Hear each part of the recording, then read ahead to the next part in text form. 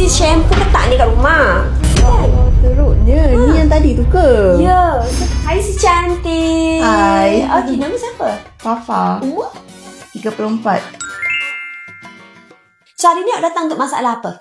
Untuk treatment kering dengan gugur. Rambut gugur tu sejak bila? Selepas saya buat rebonding. Okey, tapi lepas tu kenapa boleh jadi gugur tu? Sebab tak jaga rambut.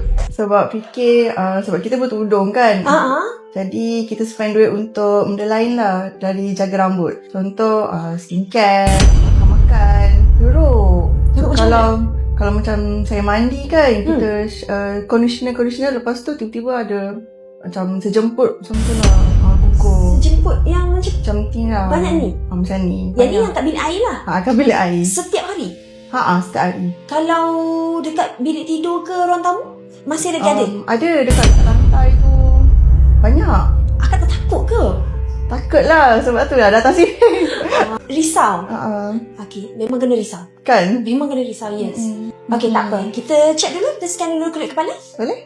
Sis, ini teruk sangat ni sis. Ini rambut gugur sebab kulit kepala ni memang kekuningan, kemerahan. Dia tak healthy ni sis. Lepas tu dia memang orang kata ada kelumur sikit. Bila kita gosok ni pun dah ada kelumur. Ini kulit kepala sis yang baru kita scan tadi. Ayo, macam mana ni sis? Ya Allah, teruknya. Ni yang tadi tu ke? Ya. Sis shampoo ke tak ni kat rumah? Saya shampoo tapi faham je lah kan. Kat rumah tu ada anak jadi nak rushing. Berapa saat? Shampoo dalam beberapa saat je lah. Betul lah. Okay, sekejap lagi kita akan buat satu treatment. Okay, dan juga kita akan ajar sis macam mana cara shampoo yang betul dekat rumah. So that sis dengan kat luar-luar sana, bila kita shampoo dekat rumah cara yang betul, so dia akan kurang masalah-masalah macam ni. So yang pertama sekali, korang kena basahkan dulu rambut korang. Yang kedua, korang gunakan shampoo jangan kedekut. Guna banyak mana yang korang perlu untuk rambut tahap panjang mana.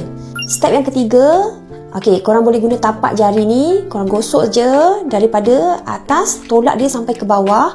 Jangan guna kuku. Step yang keempat, bila kita shampoo rambut, jangan sekejap sangat, jangan terlalu lama. Korang shampoo rambut kalau boleh dalam tempoh masa 2 minit sahaja. Yang step yang kelima, kita dah boleh terus cuci, and then next kita boleh terus pakai conditioner ataupun hair mask. Alright sis, ni lepas kita buat hydro treatment tadi, sis tengok tu.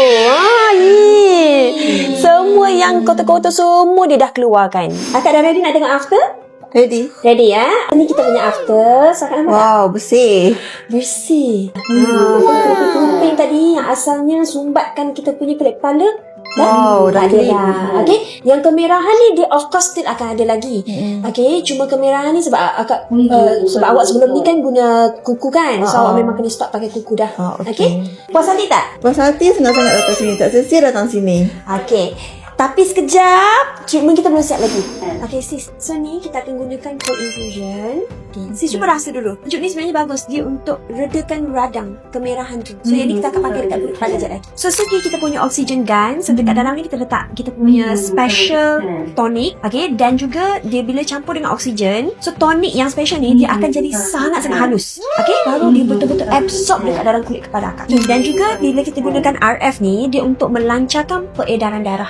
Sebelum ni kan buat dekat kedai lain memang tak boleh settle masalah keropeng tu. So terima kasih sangat-sangat kerana buat treatment ni.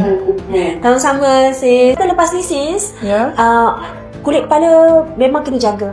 So walaupun sis enjoy buat rebonding, tapi dalam masa yang sama sis jangan lupa juga kulit kepala kita memang kena jaga juga. Walaupun sis busy macam mana sekalipun, sekarang ni dah busy dengan anak-anak kan.